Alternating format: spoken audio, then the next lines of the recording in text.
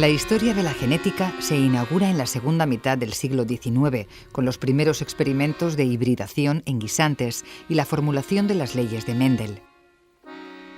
Científicos posteriores se aventuran en la búsqueda de los patrones básicos de la herencia genética, hasta que en 1953 el hallazgo de la estructura del ADN por Watson y Crick marca la transición a la era de la genética molecular.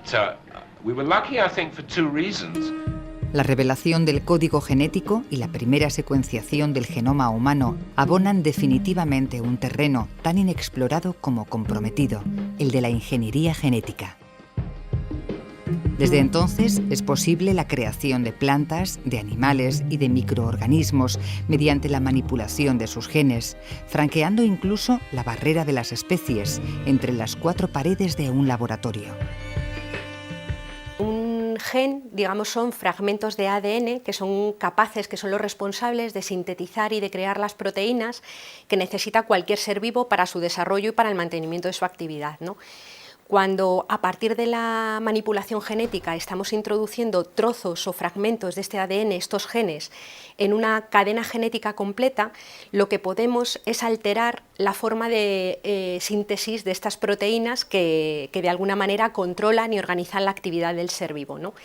Por tanto, no existe la técnica que garantiza o que permite realizar esta manipulación genética, no puede de ninguna manera afirmar que introducimos un gen en el lugar exactamente en el que deseamos y que el efecto no se va a ver alterado de ninguna manera.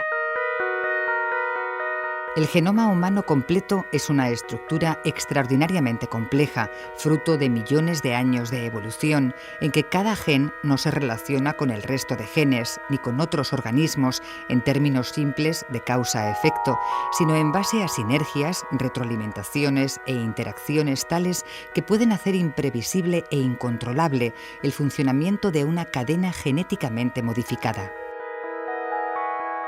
Voy a poner como un ejemplo sencillo. Lo que pasa en la investigación sobre los transgénicos, se analiza siempre el gen que se ha modificado. Si eso lo aplicamos a un equipo de deporte, ¿no? Un equipo de básquetbol, por ejemplo, y tú metes un nadador, entonces solo observas el nadador, ¿no?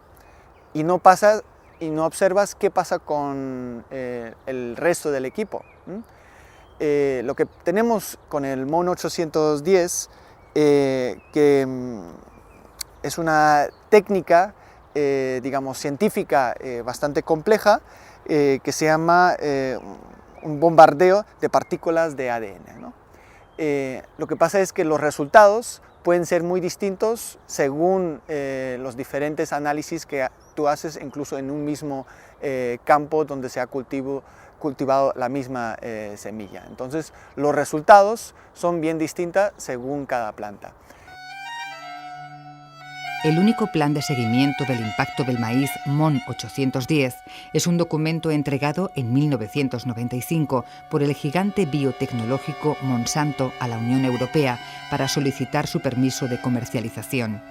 Este plan omite de entrada la transformación de la estructura del genoma de la semilla después de la integración de un gen extraño. Lo que sucede es que, claro, hay una parte importante de los daños que no son evaluados y además el hecho de que el plan sea de esa época lo que hace es que no se tengan en cuenta una parte importante de los nuevos estudios o de las nuevas aportaciones que se han ido dando en los años posteriores. Un estudio independiente realizado en 2006, a partir de 600 muestras recogidas en España y Alemania, demuestra que el maíz ha sufrido reordenaciones con respecto a su caracterización genómica original. La toxina Bt, que induce propiedades insecticidas a las semillas modificadas, puede contaminar a otros organismos cercanos y generar cambios incontrolables en las rutas metabólicas de las plantas. Cuando se venden hoy semillas transgénicas, se vende también todo un cóctel de agrotóxicos vinculados a estas semillas. Si hablamos del maíz transgénico o si hablamos de la soja transgénica que va destinado a la ganadería industrial, pues los animales comen estos productos transgénicos y no hay ninguna investigación científica sobre qué pasa con los animales cuando se alimentan constantemente con transgénicos. Tampoco hay investigación sobre las posibles afecciones a la salud humana por el consumo de carne, leche, huevos y otros derivados de animales alimentados con piensos transgénicos, ni sobre el empleo de genes marcadores de resistencia a antibióticos que pueden crear las mismas resistencias en organismos no modificados, ni sobre la contaminación de los cultivos transgénicos a los cultivos convencionales que hacen finalmente imposible la convivencia de ambas agriculturas. Los transgénicos impiden que nosotros como agricultores respondamos de nuestras propias obligaciones ante la sociedad, ante los consumidores, ante el medio ambiente, ante el conjunto de lo que significa tener una producción agraria dirigida y que respete directamente la salud de los consumidores, que respete el medio ambiente, que genere empleo, que genere calidad. Y los transgénicos nos lo impiden directamente. Hasta donde nosotros podemos conocer, está habiendo una contaminación que impide ya a los agricultores cultivar, por ejemplo, en la agricultura ecológica, cultivar sin transgénicos y, por supuesto, impide recoger aquello que cosechamos. Esto es una ruptura de derechos y realmente lo que nos podemos encontrar si los transgénicos se imponen es que la agricultura y por lo tanto también la alimentación esté bajo el dominio muy claro de los transgénicos y de las empresas de la biotecnología. Los desmanes de la globalización, la concentración del poder económico y la liberalización de los mercados han inspirado la hoja de ruta de las empresas de la biotecnología. Of course, you'll want to inject Posilac to every eligible cow, as each cow not treated is a lost income opportunity. Monsanto, Syngenta y BASF son ya gigantes económicos dispuestos a sembrar sus productos genéticamente modificados a lo largo y ancho del planeta. Yo creo que eso forma parte de la gran contradicción que tiene nuestro sistema socioeconómico, ¿no? Cuando vivimos en sociedades en donde la obtención de beneficios y el crecimiento económico es lo prioritario, cuando entran en competición los riesgos sobre los ecosistemas y la salud y la propia obtención de beneficios, siempre pierde la primera. Es decir, ¿qué es lo que sucede? Pues que se mueven una cantidad de intereses y una cantidad de beneficios económicos tremendos. Es decir, pensemos lo que es la venta de semillas, la venta de los herbicidas. Es decir, son unos montantes en términos de Producto Interior Bruto bastante grandes, ¿no? Lejos de los argumentos optimistas de los gigantes biotecnológicos, la experiencia ha demostrado que los cultivos transgénicos no reducen el empleo de productos químicos, ni son más eficientes en el consumo de recursos como el agua, el suelo y los combustibles. Tampoco han aportado mejoras a la calidad de los alimentos, sino graves sospechas acerca de su inocuidad. La propia Comisión Europea advierte que el proceso de creación de organismos genéticamente modificados está rodeado de incertidumbres que pueden dar lugar a una multitud de imprevistos. Hoy por hoy, realmente a los agricultores los transgénicos no nos están aportando absolutamente nada. No producen más, no se utilizan menos pesticidas, las semillas son más caras y a pensar que puede suponer que dependamos totalmente de las semillas de las empresas de la biotecnología.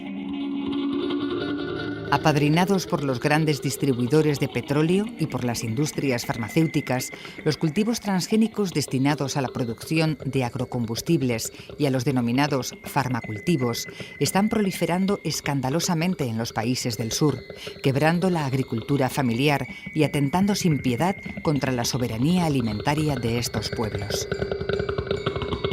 Llevamos ya más de 11-12 años de cultivos de transgénicos en el mundo y la cifra horrible y perversa de los hambrientos en el mundo ha aumentado.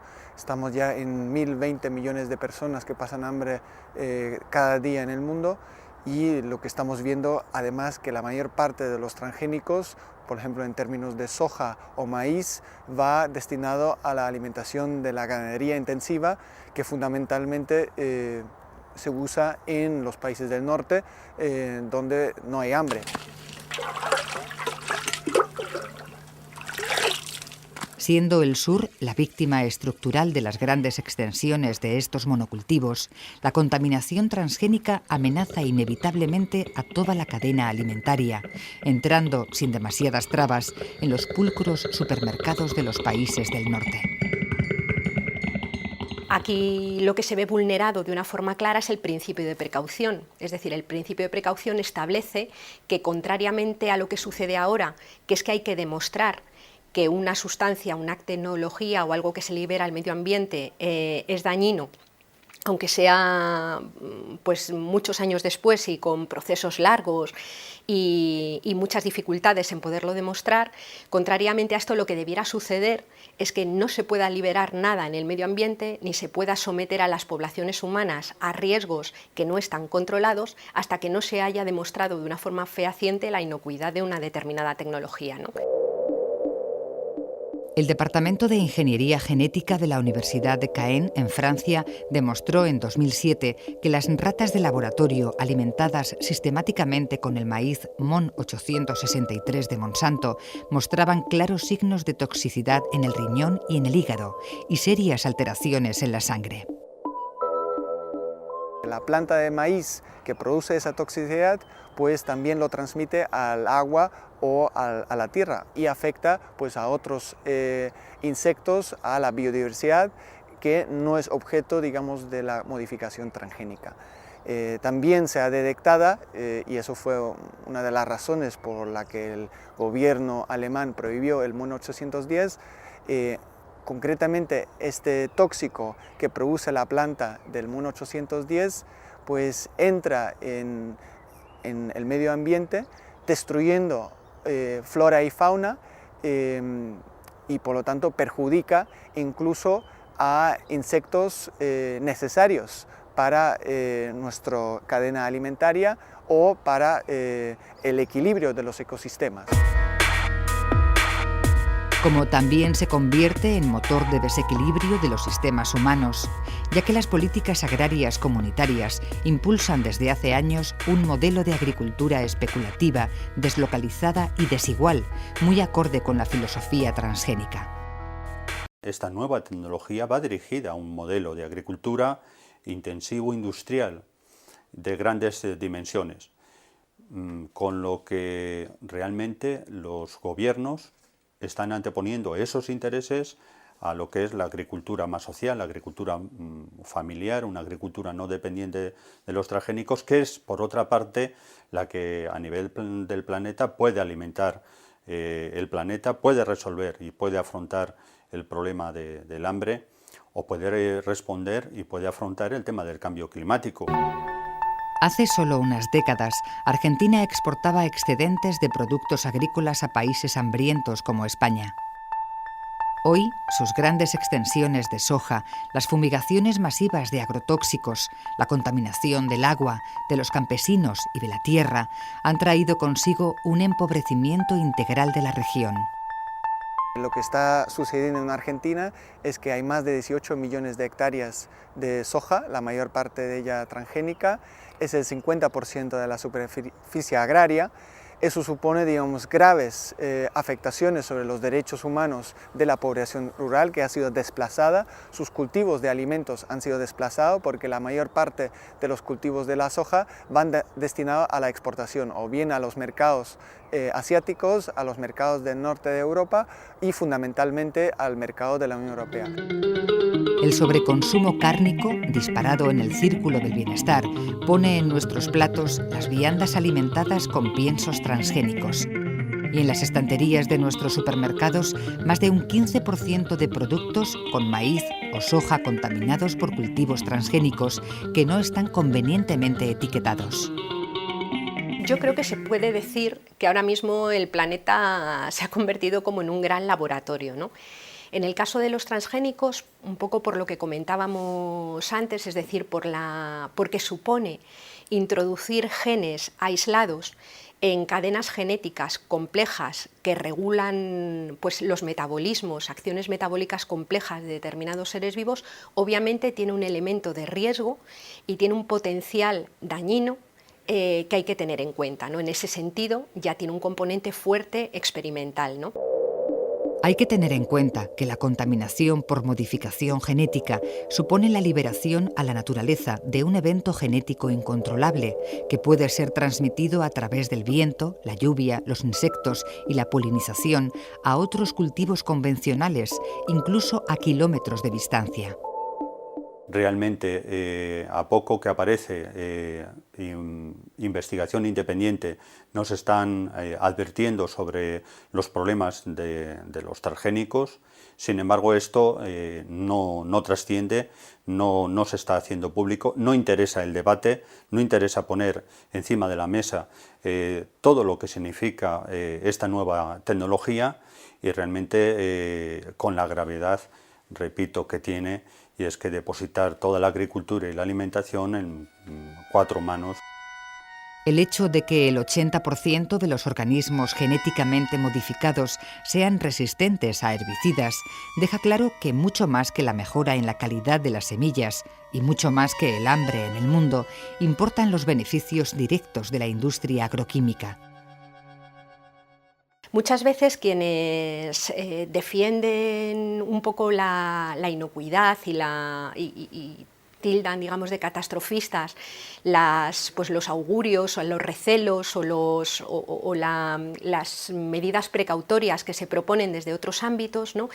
Lo que dicen es que no es muy diferente a los mecanismos de selección natural de toda la vida, son radicalmente diferentes. En primer lugar, porque la selección natural de plantas y de ganado nunca había sobrepasado las barreras de la comunicación entre especies. Es decir, una cosa es que Mendel trabajara con diferentes variedades de guisantes y otra cosa es que introduzcamos genes que proceden de una especie animal en plantas. Eso claramente es un experimento que se libera al medio ambiente, a un medio ambiente complejo. La autorización de la patata del gigante agroquímico BASF, cuyo almidón ha sido modificado para la fabricación de papel, pegamento y otros productos industriales, ha generado una profunda controversia en la Unión Europea. Ni la presencia de un gen resistente a un antibiótico utilizado en el tratamiento de la tuberculosis, ni el riesgo de contaminación a la patata de consumo humano han sido óbices a su definitiva autorización. Esa decisión se ha tomado contra la decisión de los propios ministros de Medio Ambiente que se habían opuesto mayoritariamente en el Consejo Europeo contra esta liberación. Sin embargo, la Comisión Europea se impuso, tiene una cláusula, digamos, de excepcionalidad donde vale más la decisión de la Comisión Europea, aunque no es un órgano democráticamente elegido y está fuertemente influenciado por la presión de los grandes lobbyistas, los grupos de presión de las grandes empresas de biotecnología. Recordar también que la ministra de Ciencia e Investigación, la señora Garmendia, vino de un grupo de lobby de la biotecnología favorable a los transgénicos que se llama ACBio. ACBio es la asociación, digamos, de las empresas biotecnológicas que defienden los cultivos transgénicos aquí en España. Y ella hoy pues representa el gobierno español en ese sentido. También el exdirector de la Agencia Europea para la Seguridad Alimentaria acaba de ocupar un puesto de responsabilidad en Syngenta. Las puertas giratorias que vinculan a los altos funcionarios con los lobbies biotecnológicos lapidan con suma facilidad las investigaciones independientes contra sus intereses. En este sentido, España se ha convertido en la puerta de entrada de los cultivos transgénicos en la Unión Europea.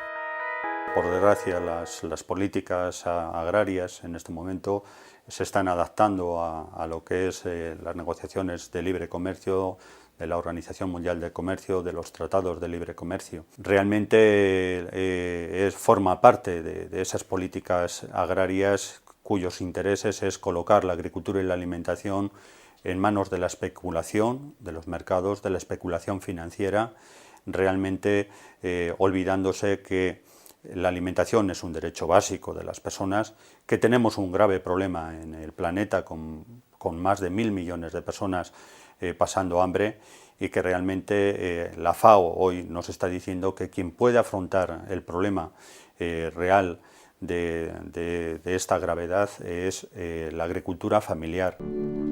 El modelo de consumo agrario deslocalizado transporta los alimentos de una punta a otra del globo con un enorme gasto energético, provocando el abandono de los mercados locales y las agriculturas familiares, y el éxodo desesperado de los pueblos. A lo largo de la historia de la humanidad, pues las personas que trabajaban en la agricultura y en la ganadería han ido desarrollando una variedad muy amplia de especies, bien adaptadas a las vocaciones de cada territorio, que eran capaces de adaptarse a los condicionantes y a los límites de cada lugar, ¿no? Pues donde había poca agua, en donde había menos insolación, en donde los suelos eran más salinos, en donde los suelos eran más pobres, en fin, un poco toda la variedad que existe a lo largo del planeta Tierra, ¿no? Lo que sucede es que la comercialización de la semilla va poco a poco reduciendo esta biodiversidad agrícola. Y esta pérdida de biodiversidad agrícola es, en esta biodiversidad agrícola reside, digamos, el seguro de vida para la vida. Como ciudadanos, por derecho jurídico, y como miembros de este planeta, por derecho natural, debemos exigir a nuestros gobiernos el más estricto cumplimiento del principio de precaución. De no ser así, la propagación de efectos irreversibles por contaminación transgénica en nuestro medio ambiente podría empezar a minar de forma injusta y radical la soberanía alimentaria de muchos pueblos de nuestro planeta.